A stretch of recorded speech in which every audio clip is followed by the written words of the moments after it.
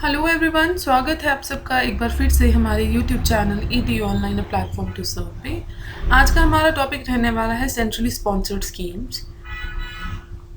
As you all know, जो आपका syllabus है उसमें ये जो मोस्ट इम्पॉर्टेंट टॉपिक्स हैं उनमें से एक है। सो दो the topic is very lengthy, तो कुछ पार्ट्स होंगे वीडियोस के, लाइक एक ही वीडियो में से कवर करना पॉसिबल नहीं है। सो आज हम पहले तो एक ओवरव्यू ले लेते हैं and then we will go through some of the schemes. ठीक है, देखिए, this is the scenario when planning commission was working. ठीक है, नीति आयोग नहीं था, प्लानिंग कमीशन थी। So at that very time जो सिनेरियो था, स्कीम्स को किस तरह से कैटेगराइज किया जाता था, दैट वाज, देखिए सिंपल है, सेंट्रल सेक्टर स्कीम्स जिनका formulation, funding, implementation, financial resources सब सेंटर के हाथ में है, सेंटर की रिस्पॉन्सिबिलिटी है। एंड स्टेट स्कीम्स हुआ जिनका फॉर्मुलेशन, फंडिंग, इम्प्लीमेंटेशन सब स्टेट गवर्नमेंट करती है।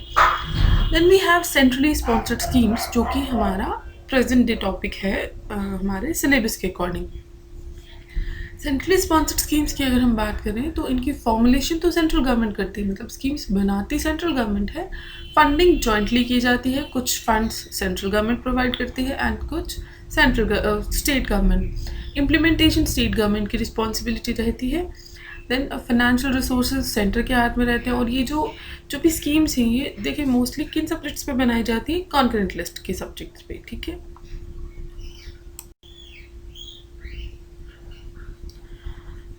अब हमें पिछली स्लाइड में हमने देखा वो सिनेरियो जो नीति आयोग के आने से पहले था। अब नीति आयोग के आ जाने के बाद जब नीति आयोग ने काम करना शुरू किया, प्रेजेंट सिनेरियो क्या है, क्योंकि हमें सेंट्रली स्पॉन्सर्ड स्कीम्स के बारे में डिटेल जाननी है तो हम वही देख रहे हैं। सेंट्रली स्पॉन्सर्ड स्कीम्स को भी फर्दर कैटेगराइज कर दिया गया है in core of core schemes and central sector schemes. ठीक है, कोर ऑफ कोर स्कीम्स क्या हैं, जिनकी फंडिंग सेंट्रल गवर्नमेंट करती है और इम्प्लीमेंटेशन स्टेट गवर्नमेंट की होती है। अब ये जो फंडिंग है दैट कैन बी कंप्लीट, मतलब कंप्लीटली सेंट्रल गवर्नमेंट करे या इन रेशियो भी हो सकता है। ठीक है, इम्प्लीमेंटेशन तो स्टेट गवर्नमेंट की रहेगी। देन कोर स्कीम्स की अगर हम बात करें तो फंड सेंट्रल गवर्नमेंट करती है और स्टेट गवर्नमेंट भी करती है इन अ रेशियो। और यहाँ आपको रेशियो जो है वो क्लियरली मेंशन कर दी गई है। 60-40 रेशियो रहता है फॉर जनरल कैटेगरी स्टेट्स, जो जनरल स्टेट्स हैं। Then we have some special states, कुछ स्टेट्स जिन्हें स्पेशल स्टेटस मिला है, लाइक नॉर्थ ईस्टर्न स्टेट्स और हिमालयन स्टेट्स। सो उनके लिए फंडिंग कैसी रहती है, 90-10 का रेशियो रहता है, मतलब 60% सेंटर देगा एंड 40% स्टेट गवर्नमेंट की रिस्पॉन्सिबिलिटी है फंड्स प्रोवाइड करना। And in special state, in case of special states 90% funding central government करती है और 10% स्टेट्स खुद करती है। ठीक है, सेंट्रल सेक्टर स्कीम्स की बात करें तो इनकी फंडिंग और इम्प्लीमेंटेशन दोनों ही सेंटर की रिस्पॉन्सिबिलिटी रहती है। So this is the first scheme. देखिए, नेशनल सोशल असिस्टेंस प्रोग्राम है जो कि 1995 में लॉन्च हुआ है। ठीक है, इंट्रोडक्शन देख लेते हैं। अगर आप इस स्कीम को अब जब हम डिटेल में पढ़ेंगे तो it seems like directive fulfilment हुई है directive principles of state policy की। अगर आपने इंडियन कॉन्स्टिट्यूशन पढ़ा है और उसमें आपने डायरेक्टिव प्रिंसिपल्स डीपीएसपी के बारे में पढ़ा है, यू मस्ट नो डीपीएसपी क्या है। कुछ डायरेक्शंस दी गई हैं स्टेट को, स्टेट आई मीन जो हमारा इंडिया, जब हम इंडियन कॉन्स्टिट्यूशन पढ़ते हैं और स्टेट कहते हैं ना, तो इट्स फॉर इंडिया। सो जो गवर्नमेंट है उसे कुछ डायरेक्शंस दी गई हैं कि जब भी आप कोई पॉलिसी बनाएं, जब भी आप कोई स्कीम बनाएं, कोई पॉलिसी फॉर्मुलेट करें, तो आप लोगों के वेलफेयर को, स्टेट के वेलफेयर को ध्यान में रखें। ठीक है, इसे एज इम्प्लीमेंटेशन ऑफ आर्टिकल 41 भी देखा जाता है। क्यों? आर्टिकल 41 क्या कहता है? आर्टिकल 41 में कुछ डायरेक्शंस हैं कि जो भी वीकर सेक्शन है हमारी पॉपुलेशन में, जैसे अनएम्प्लॉयड लोग हैं या ओल्ड एज है, कुछ बीमार लोग हैं, डिसेबल्ड पीपल हैं, सो इन सब को, ये जो वीकर सेक्शन में आ जाते हैं, इन्हें अपलिफ्ट करने के लिए मतलब जब आप कोई स्कीम फॉर्मुलेट कर रहे हैं तो इन लोगों की अपलिफ्टमेंट का ध्यान रखें, ठीक है, उनकी डेवलपमेंट का ध्यान रखें। सो ऑब्जेक्टिव क्या है इस प्रोग्राम का? ओल्ड एज पर्सनस को, विडोज़ जो डिसेबल्ड पर्सन है या बीपीएल फैमिली से, लाइक वीकर सेक्शन जो है, उन्हें अपलिफ्ट करना, उन्हें सपोर्ट करना। फीचर्स के बारे में बात करें तो ये core of the core scheme है, ठीक है। हमने पीछे वाली स्लाइड में देख लिया स्कीम्स के core of the core schemes क्या है, ठीक है। एडमिनिस्टर कौन करता है? Ministry of rural development. This is the most important point. देखिए, एग्ज़ाम पॉइंट ऑफ व्यू से आपको जो क्वेश्चन बनता है वो मोस्टली आपको मिनिस्ट्री के बारे में पूछा जाता है, ठीक है। We have gone through the previous papers, so most of the times क्या पूछा जाता है आपको? देखिए, ये भी पूछा जा सकता है ये किस तरह की स्कीम है, ठीक है। So it is core of core scheme. Then ministry के बारे में आपको पूछा जाएगा, और इम्प्लीमेंटेशन जो इसकी है वो रूरल और अर्बन दोनों एरियाज़ में होती है, तो that can be asked also कि ये प्योरली एक रूरल स्कीम है या अर्बन एरियाज़ के लिए भी है, ठीक है। सो अब देखें, ये जो नेशनल सोशल असिस्टेंस प्रोग्राम है, ये कोई एक इसके अंदर फर्दर मतलब कुछ प्रोग्राम्स आते हैं जिन्हें हमें पढ़ना है। So the first one is Indira Gandhi national old age pension scheme, ठीक है। So as the name suggest, pension के बारे में है। सो देख लेते हैं क्या अमाउंट दे रहे हैं। 200 रुपीज़ पर मंथ दिए जाते हैं उन लोगों को जो 60 to 79 ईयर्स के एज के बीच में है। देन 500 पर मंथ दिया जा रहा है टू द पीपल जो 80 ईयर्स की, जिनकी एज है या उससे ज़्यादा की, ठीक है। Then the second one is Indira Gandhi national widow pension scheme, जो स्पेशली विडोज़ के लिए है। ₹300 पर मंथ दिए जाते हैं टू दोज विडोज़ जिनकी एज 40 ईयर्स, जिनकी एज है between 40 to 80 years, sorry I haven't mentioned it, ठीक है। एंड 500 पर मंथ दिया जाता है 80 ईयर्स या उनसे ज़्यादा की एज वाली जो लेडीज़ हैं, वुमेन हैं, उन्हें, ठीक है। Indira Gandhi national disability pension scheme, तो ये डिसेबल्स के लिए है, ठीक है। 300 रुपीज़ पर मंथ दिए जाते हैं उन लोगों को जिनकी एज 18 ईयर्स या उनसे ऊपर है, बट एक कंडीशन है यहाँ पे कि जो उनकी डिसेबिलिटी है वो 80% से ज़्यादा होनी चाहिए, ठीक है। 80% या 80% से ज़्यादा होनी चाहिए। देन 500 रुपीज़ पर मंथ दिए जाते हैं टू द पीपल जो 80 ईयर्स या उससे ज़्यादा एज के हैं।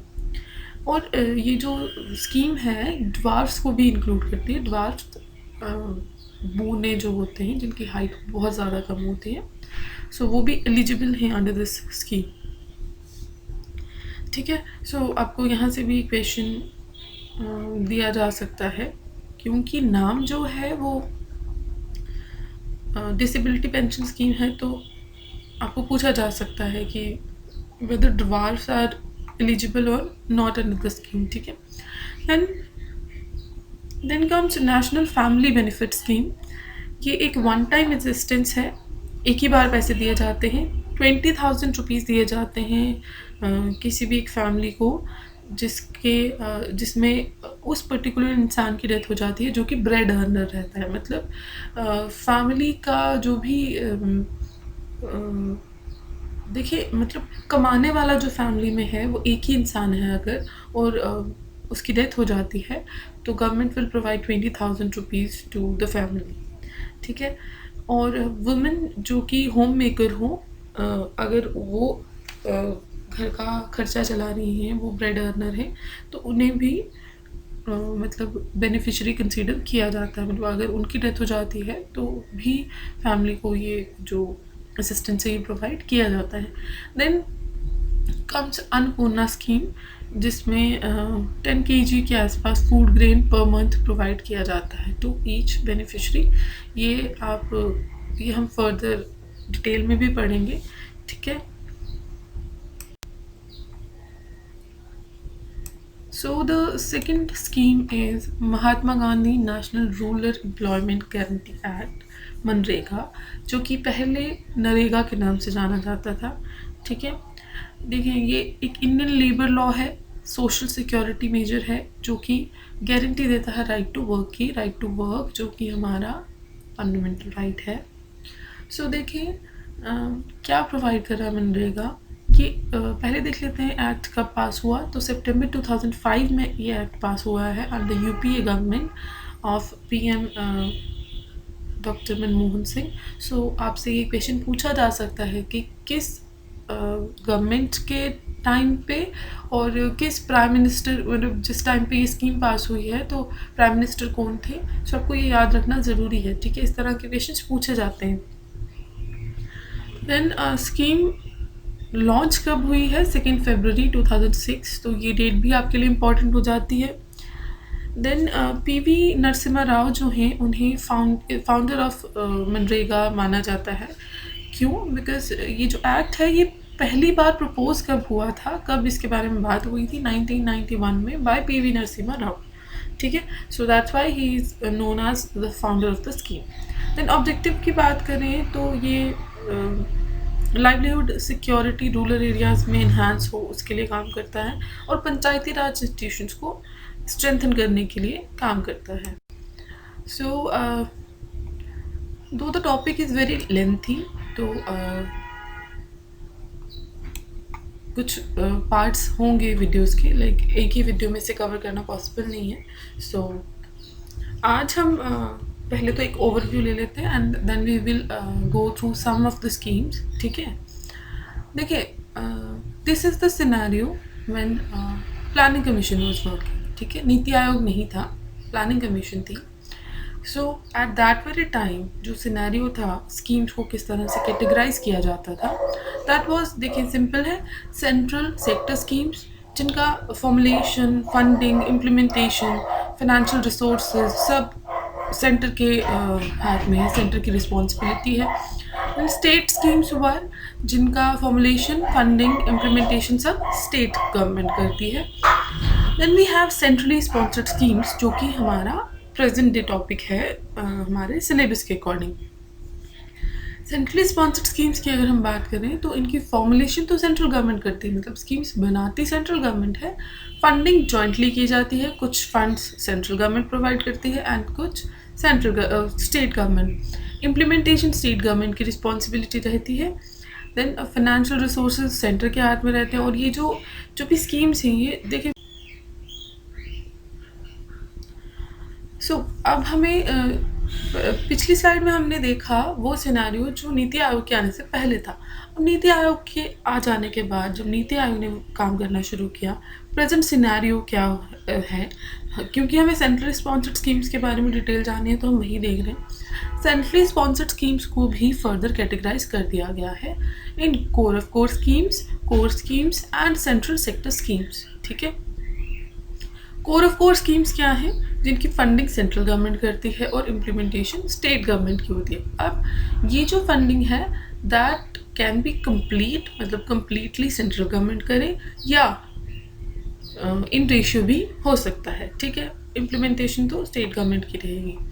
देन कोर स्कीम्स की अगर हम बात करें तो फंड सेंट्रल गवर्नमेंट करती है और स्टेट गवर्नमेंट भी करती है इन अ रेशियो। और यहाँ आपको रेशियो जो है वो क्लियरली मेंशन कर दी गई है। 60-40 रेशियो रहता है फॉर जनरल कैटेगरी स्टेट्स, जो जनरल स्टेट्स हैं।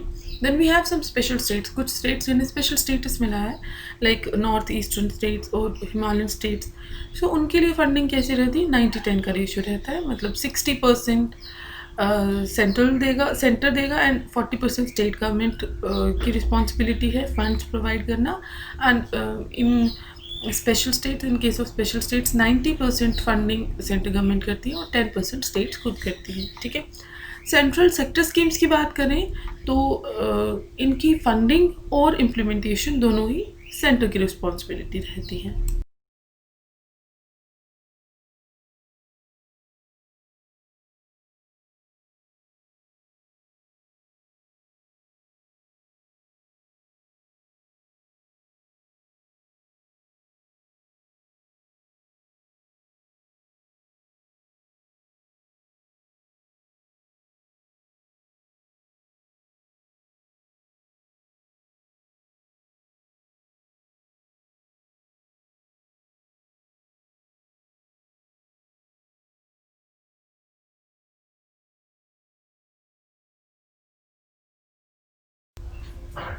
Then the third one is Krishi Unnati योजना।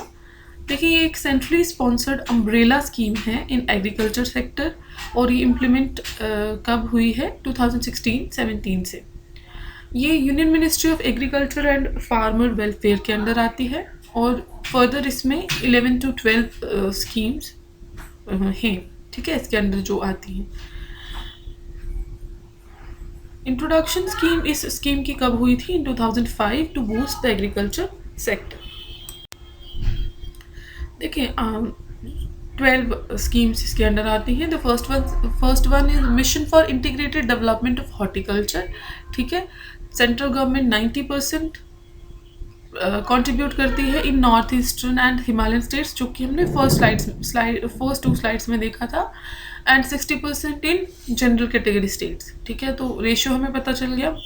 देन हमने नाम मेंशन किए हैं तो इतना ही आपको याद रखना है, मतलब यू मस्ट नो कि इस स्कीम के अंडर कौन कौन सी स्कीम्स आती हैं।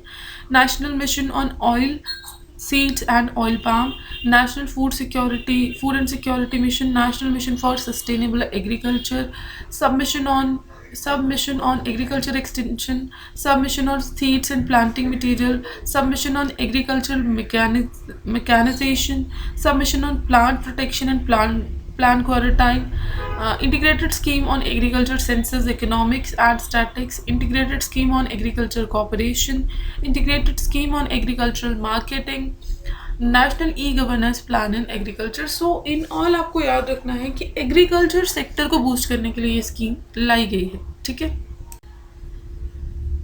Then comes the next one, that's Antyodaya Anna Yojana, ठीक है। ये स्कीम इंडिया गवर्नमेंट के द्वारा लॉन्च की गई थी on 25 December 2000 under the prime minister Atal Bihari Vajpayee ji. देखिए ये स्कीम जो है इसने अर्लियर एग्जिस्टिंग स्कीम आजीविका, जो हमने पीछे की स्लाइड्स में एक नाम पढ़ा था, so there was a scheme named Aajeevika, उसे रिप्लेस कर दिया गया है with new scheme Antyodaya Anna Yojana, ठीक है। किस मिनिस्ट्री के अंडर फॉल करती है? ये मिनिस्ट्री ऑफ रूरल डेवलपमेंट के अंडर। ऑब्जेक्टिव क्या है? जो पुअरेस्ट फैमिलीज़ हैं उन्हें सब्सिडाइज्ड फूड प्रोवाइड करना, मतलब बहुत लो रेट्स पे, बहुत लो कॉस्ट पे फूड प्रोवाइड करना उन लोगों को, उन फैमिलीज़ को जो कि नॉर्मल रेट्स पे फूड अफोर्ड नहीं कर सकते हैं, ठीक है।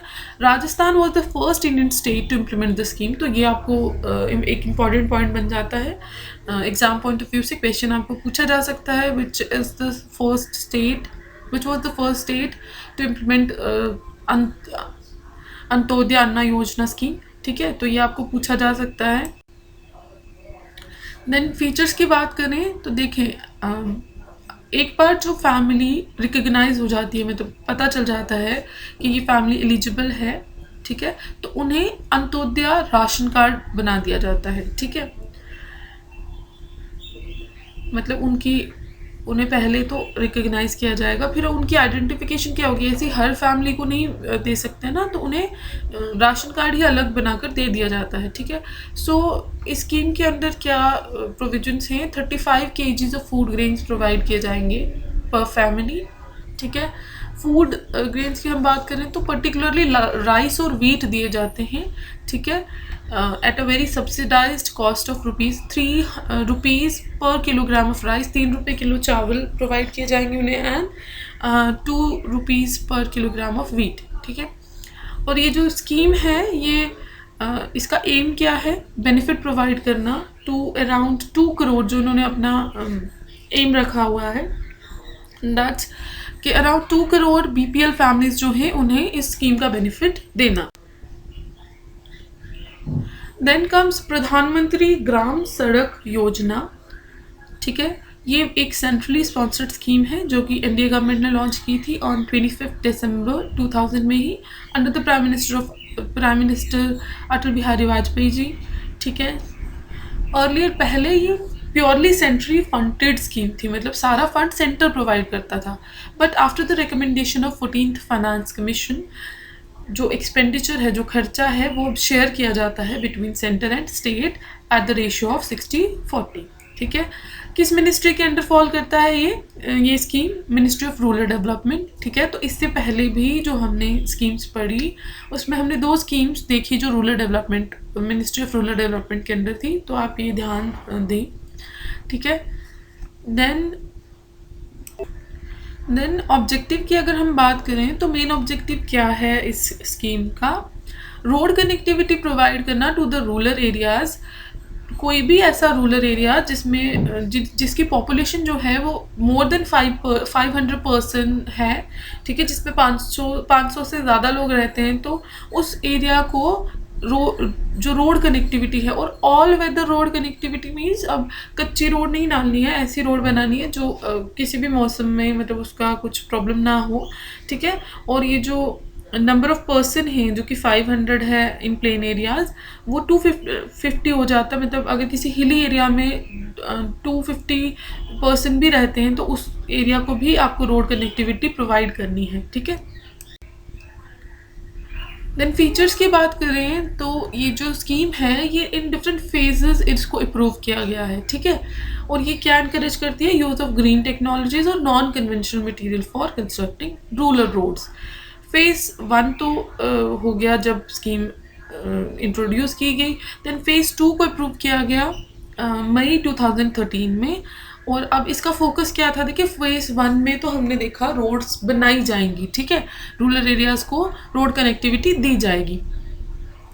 फेज़ 2 में क्या है, फेज़ 2 फोकस करता है अपग्रेडेशन और एनहांसमेंट में, मतलब जो रोड्स बन चुकी हैं उन्हें अपग्रेड करना है और एनहांस करना है। जो भी मतलब रूरल एरियाज़ के लिए आपने इंफ्रास्ट्रक्चर बनाया है अंडर द स्कीम, उसे अपग्रेड करना।